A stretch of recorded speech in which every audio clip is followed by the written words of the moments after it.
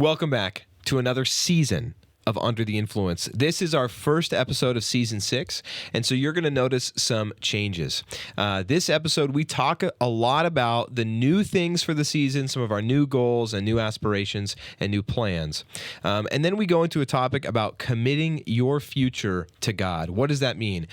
Mainly, we get that from our new theme verse for this season, which is Psalm 37, verses 5 and 6. So you'll hear us talk a lot about that verse, some of the verses around it, and then mostly this episode is not so much us answering the question, like fully encapsulating in a perfect, succinct answer, what does it mean to commit your future to God? But instead, you'll notice like a discussion about that verse, a discussion amongst friends about committing your future to God, what that means, what it means that God will act on your behalf, all of that. And you'll see that if you go read that verse, and we'll read it in the episode too. So also what you're seeing right now, this is kind of new. We're going to do this every episode. You're going to see a quick stinger from one of us kind of encapsulating the discussion of the episode so that hopefully you go into it a little bit more prepared, knowing what to expect. So yeah, listen as we talk about new plans for this season, call out some of the obvious things, and then we spend a lot of time talking about our theme verse. We hope it's of value to you. We hope you love it and enjoy it. Love it so much.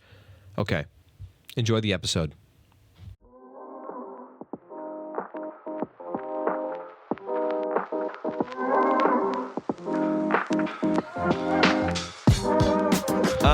Welcome back. We're so glad to be back. We love doing this, and it's been so long. A lot has happened just a little bit in the world since we took our little break. Levi and I were talking the other day about that. Just if you were to just filter the results by Mike Winger alone, lots of big things happened. But yeah, a lot has happened. It's been a crazy time. It's been a crazy time. Sure. That's for sure. Yeah, 2026. A lot. But we've got a new season, and we've got some new ideas for this show. I think right off the bat, we should just say we want this show to be of value to you. And when thinking about what we wanted this season to look like, we spent a lot of time less on upgrading tech or wardrobe, or makeup, backdrops, none of that stuff. More just spending some time in prayer, meditation, conversation about making this valuable, doing it first for God and then for you guys. So we're going to talk a little bit about that, about what that might look like. Primarily single topic episodes where we're going to discuss something that has more preparation. Levi, you want to talk about that for a little bit? Yeah, that wasn't a joke. We just want to go over, single topics instead of doing our variety show. And it should hopefully be a better product for you guys and keep us more on track to have a better product for you guys. Yeah, we want to respect you and respect your time. So respect your time. Not distracted with other things like phone calls. Yeah. Or anything else that might come up. Yeah. Phone's off the table. I need it though. Yeah. It's my Bible for this. Oh no! Dad took the headset off. I almost said something else. Oh no!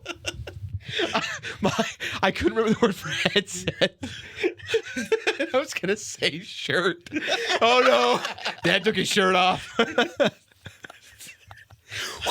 The ship's quarter's getting crazy. Yeah.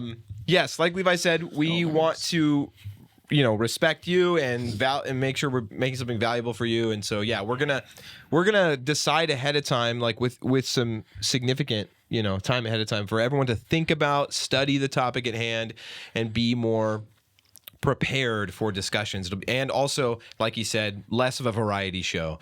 This was something that we actually did with intention last season. If you remember the first episode of last season, we're going to make it more variety show, a bunch of segments, where we're moving from thing to thing each episode. So we tried to have at least 2. Often we tried to have at least 3 different segments, And I think just to kind of pull back the curtain for a second, we noticed that the episodes that did the best like naturally the best, actually picked up some views, were ones where it was less that way, and we were somewhat topical too in those. But then people would say, like people that weren't normally listening to the show or watching it would say things like, man, I had to suffer through a bunch of nonsense just to get to something I cared about, which is like the thing on the thumbnail. We talked about Sargon or somebody, So we're just setting out to do that more. Have a topic, spend some time on that topic, and hopefully you guys find that valuable. Which we're also not going to be losing all of our segments. We're going to be trying to set some time aside to record those separately, and put those out as their own standalone videos. But we really want to focus on our topics that we bring forward, really center it in on God, and feel that might be the most beneficial thing for the podcast and for us and the listeners. Yeah. We're going to try and bring it down to like really try and hit that 45 to an hour mark, like hour tops, Now, what's interesting is you'll probably still see some episodes that go above that, but I think those ones will mostly be guest episodes. I don't think we're going to have as easy of a time controlling those, but for the episodes where it's just the three of us, we're really going to try and keep it to that 45-minute-ish spot, because also it's just mainly going to be a single topic. So we don't want to, I think it'd be crazy. I don't know. There might be some cases where we kind of look around and be like, okay, this is going really well. Do you guys want to spend some more time on this? I think that's okay. But I think that'll be the, what's the word? The exception to the rule. Is that the saying? Yeah. And like Jaret said, those segments, we know that some of you that listen to the show, obviously not, like it's the natural audience, like trying to reach people that does not care about those segments. For the people that are in the Discord and really enjoy those sorts of things, like the meme review and I don't know, what else was it? Hypotheticals. And yeah, we might make them videos that are standalone on YouTube, but honestly, most of those, super fun. When we set time aside and can do some of those things, I think they'll also go up on Patreon for a good while. So we might every now and then put one on YouTube, but mostly it'll be on Patreon. I was going to say, so also you'll notice another big difference this season is look around you. If you're on YouTube, look around. Ooh. The channel is now dedicated to Under the Influence. That's because our other content, like Of Lore and Legend, which if you like D&D, or even if you don't, you should give it a shot. Go check out Of Lore and Legend. It's our actual play, a Christian Influence official actual play D&D podcast. It's a ton of fun. A lot of fun. But that content is no longer hosted on this YouTube channel. We are also trying to just make the most out of what we do with this ministry, which means honing in on some things. So the episodes honed in, on time, honed in on topic, and the channel itself honed into one show. Occasionally you'll still see things like if Levi and I go to some conference or something, there might be a vlog for that.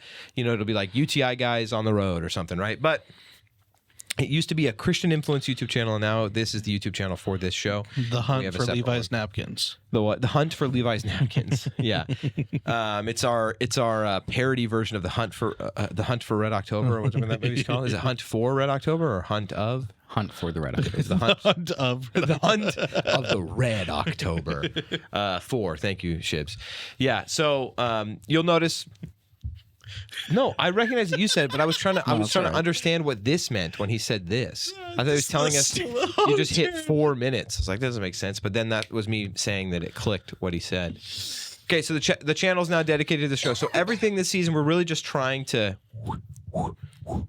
hone in. That's what that means. See, there was the stutter. That's the problem. We also are still gonna have a theme this season. Still a theme. Last season, theme was what? Hebrews 3:13. Oh, he's going to turn around for us. What's that say? That says, exhort one another each day as long as it is called today, that none of you will be deceived by sins. Hardened by sin's deceitfulness. Hardened by sin's deceitfulness. Or deceptions. Deceptions. We got there. I turned the wrong way. Yeah. Oh, did you? I was turning towards the cameras, and then if it was for us to read, it was the wrong way. Oh yeah. That's all right. No, it's for the people, as Bane would say. We did it for you. This podcast was born in the dark. This podcast was born in the darkness. Actually, I feel like it was born in the light. Yeah. Yeah. Cut that out. So the theme, don't cut that out. The theme this season is Psalm 37, 5-6. Does someone want to read that for us? Commit your future to the Lord, trust in him, and he will act on your behalf. He will vindicate you in broad daylight and publicly defend your just cause. Beautiful. So we want to focus on this episode. That's going to be our topic. We're going to be talking about what does it mean to commit your future to God. And I think also the second part, like what does it mean that God said vindicate you in public daylight or broad daylight? Yeah, he will vindicate you in broad daylight and publicly defend your just cause. Yeah. So we're going to talk about that today, but then also like we always do, or like we set out to always do throughout the season, we're going to do our best to circle back to that, whatever the topic is, kind of see how it relates to that theme, right? And just keep that in mind. There's something else I was going to say. Oh, and a regular segment at the start of every episode that we want to do is to just quickly and briefly check in and see, in the spirit of committing our futures to God, we want to check in with one another and hold each other accountable by checking in and seeing, hey, what's something you're reading in God's Word this week, right? To hold each other. This is kind of, it's like a loosely related thing to the theme. Really, this is just about in the spirit of the whole show, right? Since the show is about guys getting together and encouraging one another to live under the influence of Jesus, in an effort to hold each other accountable, that this is our weekly check-in. What are you reading in God's Word? Whether that's your daily Devo, whatever it is, what are you reading in God's Word right now outside of church, right? Because we should be committed to that, right? So should we do that? Sure. Yeah, I'll go first. I'm really glad we're having this because I have not been keeping up on my reading. Okay. Yeah, things at home with the baby have been a little overwhelming the last few weeks. He started teething. So I need to get back into my reading and utilize his post-feed nap time. Okay. Yeah. I mean, my reading is not very consistent either. I've been reading the book of Romans, and I'm probably getting like 3 days a week, which is not what I'd like it to be. Then I guess like Thursdays I do my Bible study in the morning at Christian Influence, but I don't want things that are for work to count, and so I should really be doing better at that. But I've been reading the book of Romans and loving it. I've been thinking a lot about how Romans 12, especially since I got to preach that at church, and how it says, the mercy of God. It starts with, after now looking at who God is and what he's done, in response to his mercy, do this. And I've just been thinking a lot about that and this idea that Paul Washer talks about a lot, actually, which is like be an expert on the gospel. Like there's going to be a lot of people out there who are experts on, sure, there's going to be like these scholars, right? Scholars and maybe the languages, the texts, the manuscripts, things like that. But we're not all going to be that, but we all should be experts on the cross. And so that's just been, in the book of Romans, it's just like seeing the gospel at the core of it throughout the whole thing. I've really enjoyed that. So I just read Romans 13 yesterday. I've not been as consistent as I would like to be either. But this week there's been a couple days that I have been reading, and I've been reading Joshua. Nice. I like that book. It's cool. But I was just reading. What is going on? Earlier. It's probably the worship people. Oh, they might be getting here. They are.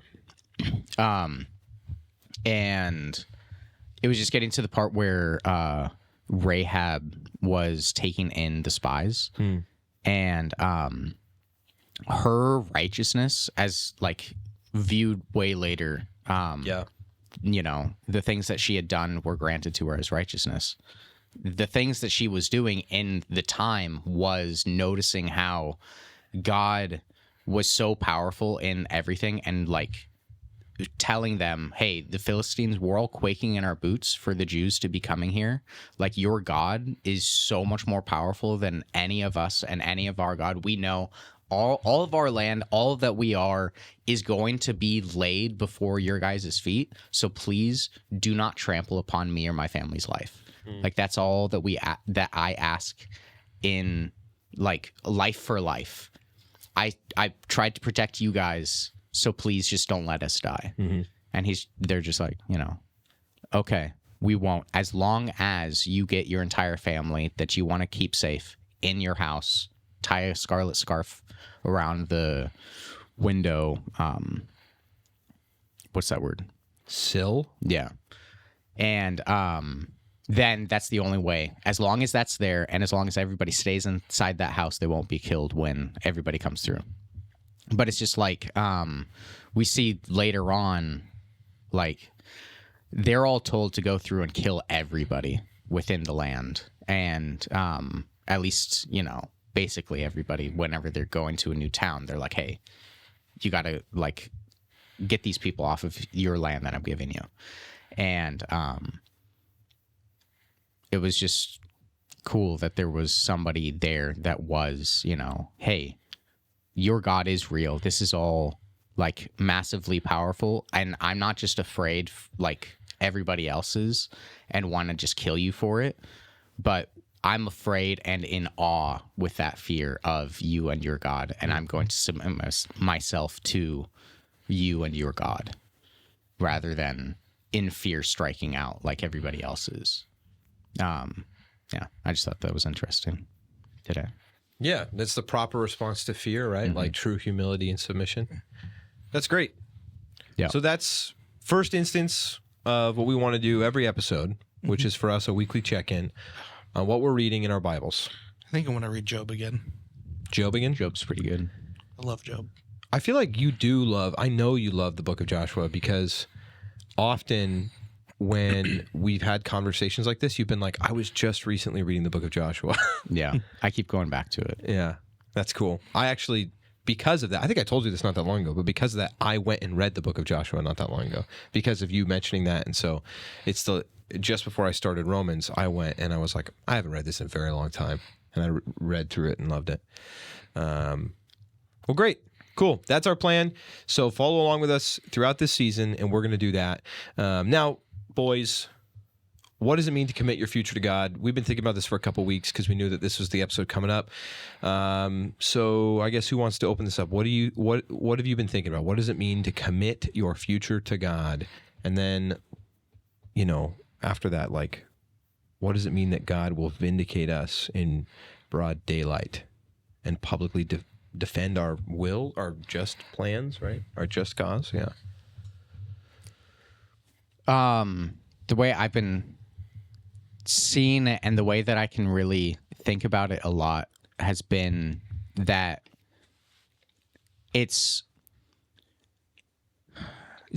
a whole lot of the Christian life is so much less about planning for the future and rather the things that are in the now, because the now sets up for the future.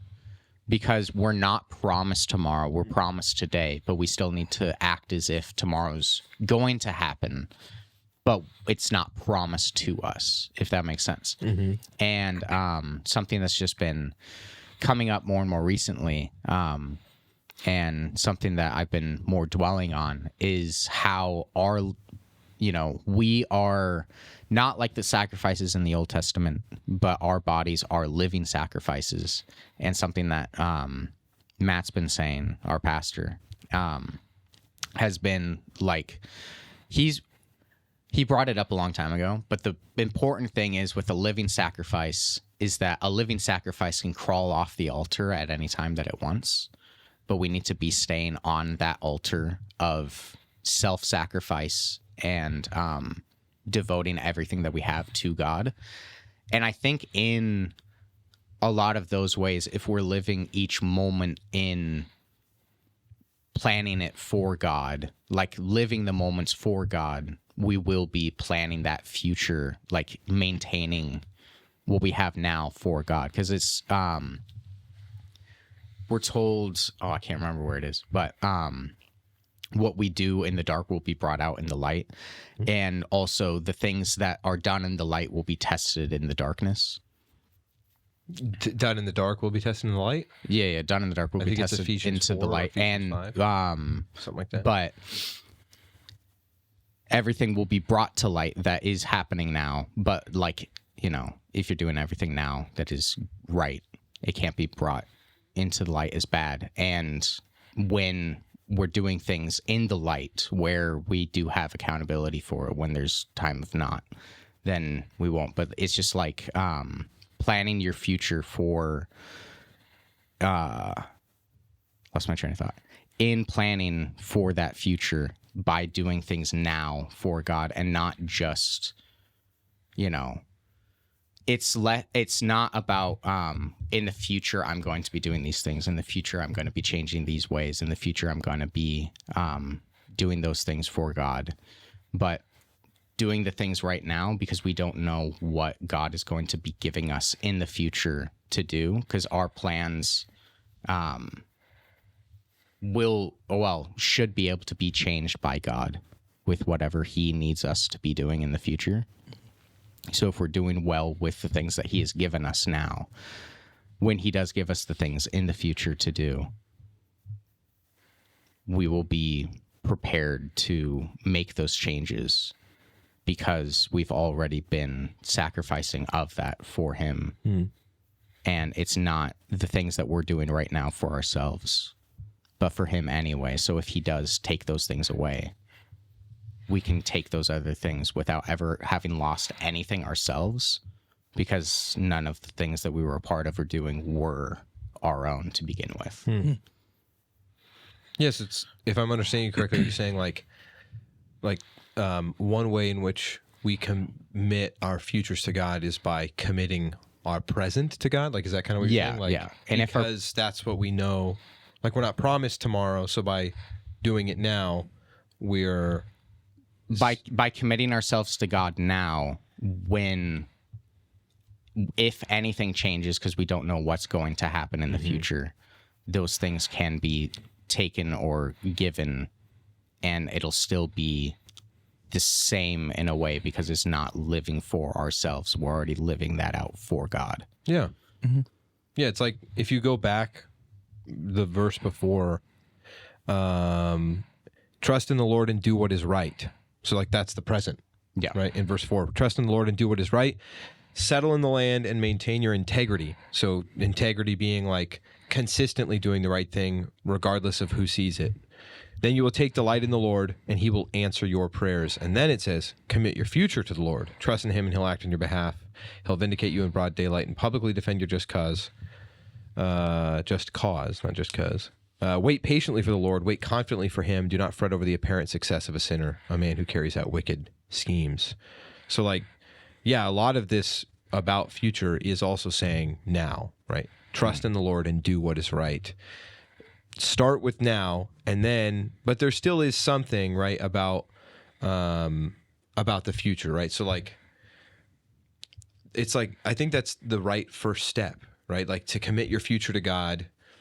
And I'm glad that you said that, because I think sometimes as Christians, when we think about the future, we think about like, kind of, some of it might look like praying for what might happen in the future, right? Whether it's for some of us like praying for marriage or praying for this or that, like to happen in the future. And then we just kind of go like, okay, so I'm going to forget the now.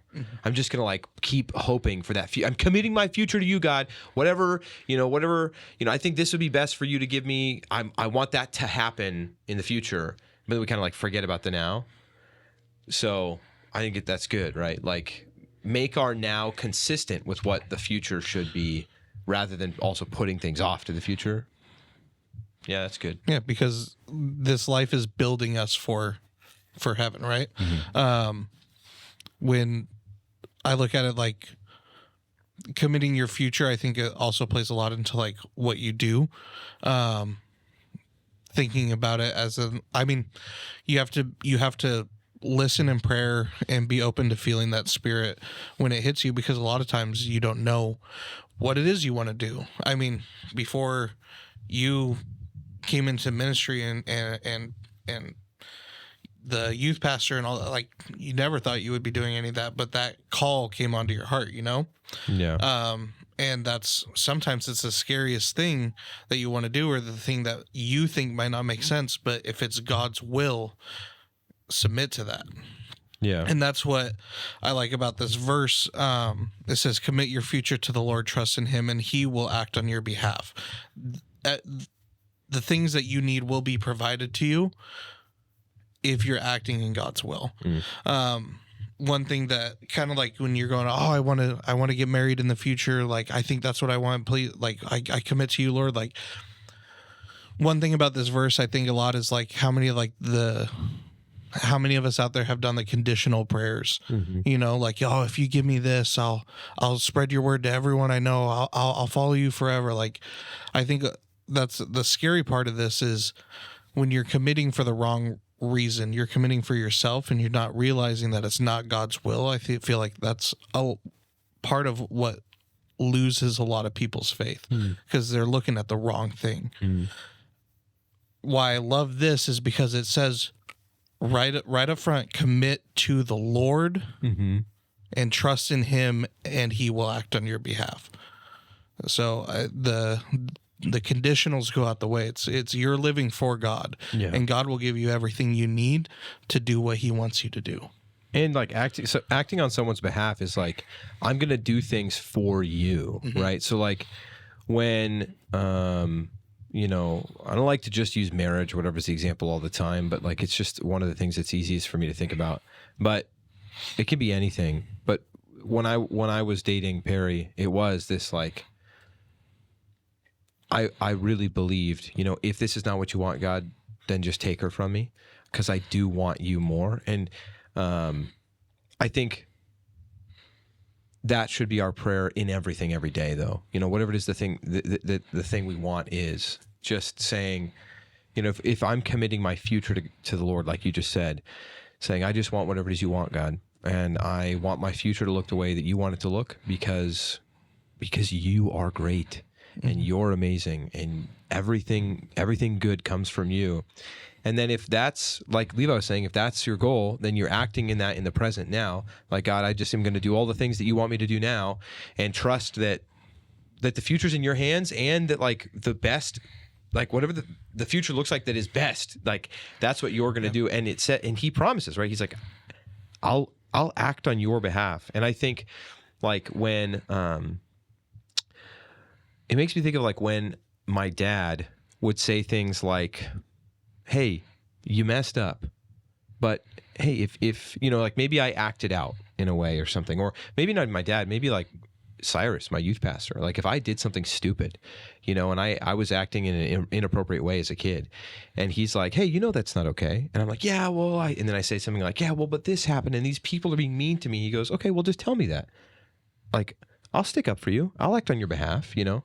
It's like, it makes me think of that, like God being like, hey, just trust me. Like, don't worry about trying to, you know, it's like maybe the thing I did was say something horrible to the person that I felt like was being mean to me or whatever. And then that's the thing that he heard. And he's like, whoa, hey, if you just come to me with that, I'll act on your behalf. Like, I'm the authority in this situation. Or more often, that's like our parents, you know, maybe our dad or somebody, but like, hey, if you just tell me about that thing, if you just commit the future of that situation to me, then I'll act on your behalf because I have the authority to do that. You squabbling, you trying to control the situation, you're not going to do anything to make it better. You're just like floundering around and making it worse. And then now you've done something that I have to pass judgment on. But if you just commit, like we're doing this at youth group right now, so Jonah comes to my mind a lot. But like, you know, Jonah may not be a perfectly analogous example because he directly rebelled against God. Yeah. But if he had just been committing his future to God, you know, like God says, hey, go talk to them. Go tell them under the threat of destruction, I am offering mercy if there's repentance. And that we know he doesn't want to do that, all that stuff. But I mean, if Jonah just... Also, a huge part of it, I mean, I think, is that he was scared, too. He doesn't want to go there because of what they do to his people. But ultimately find out it's because he hates them, too. But, like, he hates them because of what they do. And if he just commits his future to God, and it's like, I mean, God says that this is best, so I'm going to do it, and I'm not going to fear for my life, you know. That may not be as an analogous example, but... vengeance is mine, says the Lord. And that's something that... a lot of the times we can forget about in certain aspects because so much of the gospel that we focus on here is that there's so much mercy and love and kindness from God. Yeah. But there is so much justice and rightful vengeance that he will take on the evildoers in the world, whether that's in this life or in the next.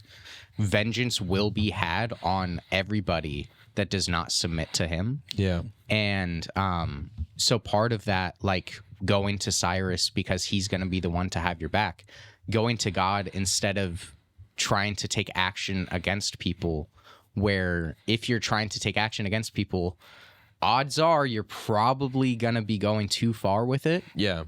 And because vengeance is the Lord's. Something that was really impactful to me when I heard about it was there was this this African village. They got like attacked by a group of another African village or whatever. Like the war boss came through and like killed everybody. These women go to a refugee camp that's being held by missionaries there, and they're being told the gospel. Nothing's really coming through until they read the part about vengeance being the Lord's. And that vindicated so many women there that were like, there's nothing that we can do on our own, but to know and put our trust in a vengeful God where he does have love and mercy for those that are, you know, that are accepting of that mercy. But those that are not. And the just desserts will come to those, you know. The justice will be done, whether they want it to happen or not. Yeah.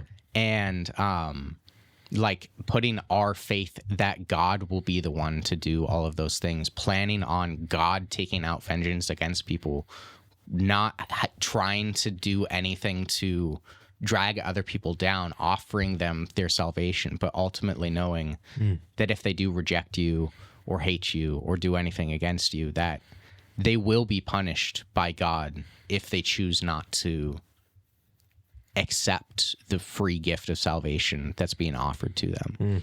And I mean, it'll help us keep ourselves out of danger of going too far, and, you know, also help the name of Christ by having less people that are not doing the Christ-like thing and turning the other cheek, but instead being kind, you know, praying for your enemies and being kind to those who persecute you.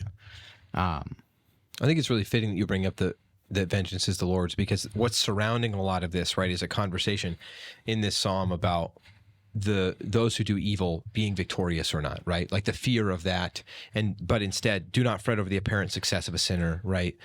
Like that kind of idea. And so, yeah, like in our lives, it's not just about trusting God with the situations where we've been wronged. Will God bring us vengeance? But it's good to bring that specifically up, right, because of the context of this. But this does also apply, like this committing your future to God and seeing him, you know, be your advocate, right? Like act on your behalf, right? Vindicate you in broad daylight. It's also about like our plans, right? Surrendering our plans, knowing that God's will is best. And then, you know, being in God's will, right? If what we want is what God wants, then it's going to be best, right? And then we're going to, those are the things that are going to, you know, ultimately it's like, that's how you get what you want if what you want is what God wants, right? Yeah. But also, yeah, I think there is something especially powerful if we almost stay on theme here too with this verse, like you were, in that this is talking about vengeance, right? This is talking about the evildoer appearing successful, and there is this very natural sinful fear and worry and anxiety in our hearts that, like, when we are wronged, and some of us struggle with this more than others, right? Like I really struggle with being misunderstood. Like, what if I am perceived to be like wanting something that I'm not wanting, and then people are offended by that or whatever, or misconceptions about my motives. And I think all of us struggle with that, specifically in the case of where, like, when someone wrongs us, then that they might not get their comeuppance, kind of like that vengeance is God's, right? And I think we see really clear examples of that in the Christian church when things like just flagrant injustice happens. like the Charlie Kirk situation, or things like with the lack of an abolition of abortion yet, things like that. So then, what does it practically look like then for maybe steps or whatever? But what does it practically look like then when there are these like flagrant injustices, like those things that happen? What does it look like practically for a Christian to commit their future, right? To commit like that vengeance to God. What does that look like? You know what I mean? Because like I guess because the theme that you're hitting on is really the theme of this verse, which is like injustice, committing that to God. And there are real injustices. Now, like I guess those aren't necessarily on us, but that's real injustice. And like, yeah, for those real injustices, what does it look like to commit that to God? I mean, I wrote some things down when thinking about that, and prayerful, because like there's a temptation for the Christian to just kind of rest on our laurels and be like, God's got it. But does committing our future to God mean that we do nothing? Or because like we're recognizing like committing it to God means like, okay, we're not going to fix it ourselves, or is there a middle ground where it's like, yeah, I'm committing it to God, but I'm still doing, right? Like it must mean that, right? So, as Christians, we're called to be, peace, people of peace, right? And in Romans, Paul goes over telling people, hey, you need to submit to the authority of the laws of the land because God has set up those authorities to be in place. No authority on earth is allowed but by God's allowance for it to be. So in every way that you can without, going against the laws of God, then follow the laws of the land. And we so happen to be in a country where we can protest within following the laws of everything. Okay. Staying within the laws of that we're allowed to be, we can protest against, abortion or protest the groups and the ideologies that led to other heinous acts that have been done in the last few months, and like I lost my train of thought. Yeah, I mean, you're making a good point. Yeah, so within those things, when we see injustices being done, there are things that we can do where by protesting and calling out things being evil, that they're evil, doesn't mean that we're trying to take the justice away from God, because there is justice that God uses the authorities that he set in place in the world to enact justice upon the evildoers that are there.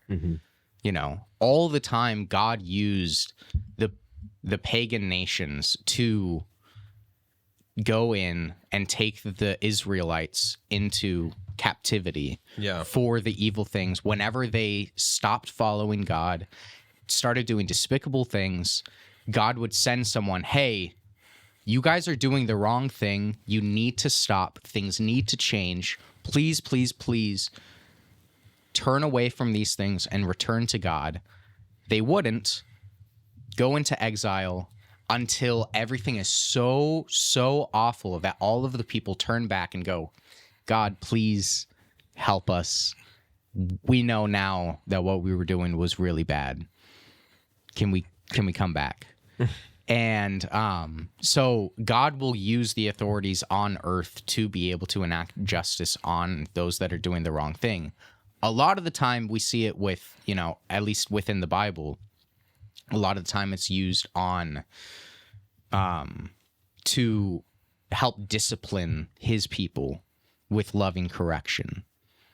It's a little bit brutal at times, but it is from a place of love. Yeah. I love that analogy too, because it's like how often in our lives have we gone through that process, where maybe we do become hardened by sin's deception or fall away, and and you get corrected. God says, hey, you are messing up, this is not where you're supposed to be, and then you're like, you're right, God, and you get back on path, and then you're like, man, I miss Egypt, like I miss but it's like it's cool that like this has been happening forever. Yeah. And it's awesome that we're saved and we're given the opportunity to mess up, and we can use our mess ups to help bring other people to the Lord. Yeah, I mean, God uses them, right? Like he gives them purpose, and then we just get to, when he gives us the insight to see the way he's using them, then It's bad that we do bad things, and it's bad that people have been doing bad things for a long, long time. Yeah. But it's good that God is still faithful to us, like through it all. Yeah, faithful to loving us and Thank you doing for what's cleaning best that for up. us. no, I wasn't trying to clean it up. No. But Yeah, we got what you meant. Yeah. It's cool. So like something that both of you are saying here that's really cool, I think, is that by committing our future, like to bring it back, right? Like committing our future to God. I like that the verse before it mentions integrity, right? It's like being consistent now, right? Having integrity, like being consistent now about what is right, is a way that God will more than likely, right, will use. Like when you were bringing up the government, right? The government, submitting ourselves to the authority of the government, God establishes them to have authority. And so now by committing ourselves, having integrity now, making known what is evil, or making known evil for being evil and good for good, like God can and does use those efforts to use the government authorities and whatever it may be, the kingdoms and all that, to bring out justice, right? And so like an example of that for us now would be not like turning tail and running and not hiding our faces from the culture, but being consistent and outspoken about what is evil about the culture, and then trusting that like in the face of that, in the face of like the scary thing being that the culture says this is good when it's really evil, and then the current people in leadership are bowing to that in the culture, bowing to those evil things, but we can trust God and commit our future in those things to God by saying, well, I'm not going to back down to that. I'm instead going to continue to resist that evil culture, stand up to it, speak truth to those lies. And then I do trust also that God may just change those, like that cultural leadership, so that those things can be made consistent, right? And there will be integrity in that, right? Be consistent. And so then that future, right, be made consistent in what is right and holy and just. And part of like the American, at least American, and I don't know, some of you Europeans maybe, our country is based on the people's right to be able to have their voices be heard. So part of us trying to abide by the laws of the country is making sure that what we see as right and wrong is known by everybody else. Yeah. And that those people that are in leadership that have the power to, press the yes or no button on all new laws and things or whatever, that because if we don't do those things, then we're not, we're just lying low and trying to hide from the responsibilities that we have to our government that's being called upon us. We don't live under an exact dictatorship here. Yeah, I'm glad you brought that up, because I was going to say, like, when you mentioned we can protest, things like that, like those are very American things. For a lot of the rest of the world, a lot of the rest of the world, it's going to look like committing your future to God is in whatever, like you said with that tribe in Africa, like committing their future to God is really looking like just trusting that He is going to do what He says here, which is act on our behalf vindicate us in broad daylight. Yeah. And what that may just be is that there will be a day, like you said, where it's coming, maybe on the other side of eternity. We're not promised necessarily this vindication in broad daylight on this side of eternity, but what we are promised ultimately is on the other side of eternity, there will be a final justice. And which is exactly why when you commit your future to the Lord, you take delight in the Lord, because it will always, when you're committing your future, it will always lead to that vindication. If you're giving your future, yourself to God's will, you'll take delight in the Lord, knowing that He will stand up for you on your behalf. yeah, absolutely. I mean, I think we're running out of time, so we should probably wrap it up. But go ahead. One last thing. If you are in a country that's not a democracy, where you don't have the freedoms that are here, do keep abiding by the laws of the land to where you can without breaking the laws of God. So, like, if you can't share the gospel, find ways of sharing the gospel. Like, it happens. Like, I know people that run underground missionary churches in places that you're not allowed to share the gospel or have a Bible or do those things. Yeah. But in every other way, those people there are abiding by all of the laws that they have to, that don't cause them to sin. Don't cause them to sin. Yeah. Don't cause them to fall away from God.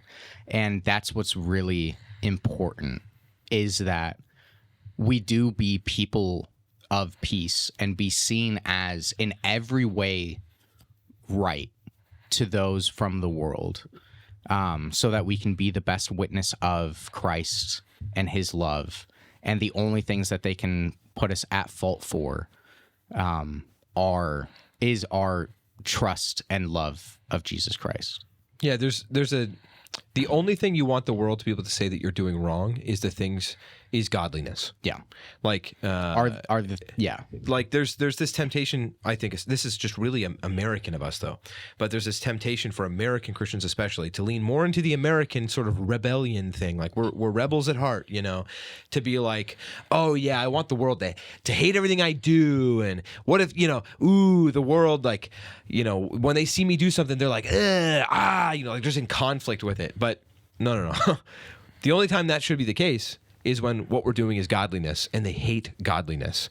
But then beyond that, like we should be perceived as righteous, even by the world, than the things that we do that are specifically godly, right? Like if you don't want to be just hated by the world. Like you don't want to just be, oh, okay, I'm just going to go do something that makes them hate me. Because I mean, sometimes those things are not good. And I think there's a temptation for especially American Christians for us to want to just be like, oh, I'll be hated for hated's sake, because the Bible says that they will hate me.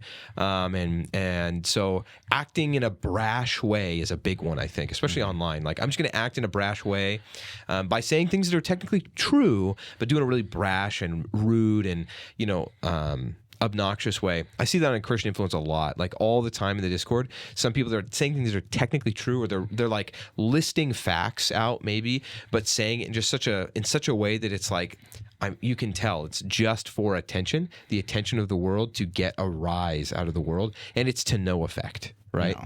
And I think that is a very American idea. No, we want to be peaceable. And like it says in Romans 12, like as much as is within your power to be at peace with all people, right? So it doesn't say to be friends with all people, right? It says, we're to be friends and brothers with everyone within the church, but we don't have to be friends with every person, like especially those within the world. But we should be, as much as is possible within our own doing, at peace with all people. And if they're going to hate us, then they should just hate the godliness in us, right? Like they hated Christ, hate that in us. We don't have to go out of our way to make them hate us with other things. And I do think that that's a temptation that I've identified in myself as well as in other people. But yeah, to wrap it up, what does it mean to commit your future to God? Trust. I think some practical things I wrote down were just in the now, like Levi was saying earlier. Do it in the now, right? Trusting that, like, because you're not promised tomorrow. God has your best in mind, right? Like it says here, he'll act on your behalf. So in the now, prayerful decision making was one thing I wrote down. Like when making decisions, you know, because like we also identified earlier, trusting God with your future does not mean doing nothing in the now, right? It means actively doing righteous acts, right? Living for God, practicing spiritual disciplines, all that in the now, right? So some that I wrote down that are specific to this idea of committing your future to God: prayerful decision making, being careful, right, with your decisions, not doing anything without care, right? Nothing flippantly. And then setting goals, remembering his will. And what I meant by that was just like, that's more of that, like in opposition to the just kind of resting on your laurels. Like, set goals. It's okay to set goals. I think there's another temptation for Christians to be like, well, I'm trusting God with the future, so I have no goals. I'm just going to keep doing now and not even think about the future. No, I think that verse, it's like, hey, you know, you're not promised tomorrow. Yeah, you're not promised it. But like you said earlier, act as though it will come. And so if you're acting as though tomorrow won't come, then it's like everything is just about today. You know, that's not being prudent and wise with your treasure that God has given you, right? Your time, talent, treasure, all of that. So set goals, remembering his will, meaning he may change that. Be ready to adapt on a dime, to always do what's right. Then I wrote surrendering anxiety, like we see in Philippians 4, like not worrying about that future, right? Not worrying about that future, like the verse says that you're not promised tomorrow, not worrying about it. Trusting that, like this verse says, if you are committing your future to God and you're setting goals that are godly goals and you're being prayerful in your decision making, God will act on your behalf, right? Like you will be okay. And then I guess it's redundant, but being open to change in the sense that like, God may change your heart too. God may completely change what those things need to be. So I wanted to make Write sure we your gave plans some in specific pencil things. and give God the eraser. Ah, yes. One of the Mattism. Yeah. One of the things Matt said at church not that long ago. Yeah. I guess he said that at school too, because a bunch of my students have been saying that a lot. But they've been saying it differently. They've been saying, write your pens, or not your pens. Write your pens in pencil. Write your plans in pencil and give God the pen. I think that's what one of the kids said to me. And I was like, I mean, kind of still works. No, yeah. I mean, because God's got the permanent version. Yeah. But I thought it was funny. So then I was like, I guess Matt must have said that at school recently too. I think that's probably all the time we have. We've got to cut some of the stuff at the front of this off anyway, because of some issues we had. But I'm pretty sure that's right around our 45 minutes-ish. Yeah. Right. Okay. I think this will be a good season. We want to just spend more time in contemplative discussion over specific topics, and and come more prepared for that. So I hope that's of value to you. This first episode was still a little bit, we're getting kind of back into the swing of things. We haven't been doing this for a while. So I hope this first episode was good. But if it wasn't, stick with us, because we'll have better ones moving forward. We love you very much. Roll the outro.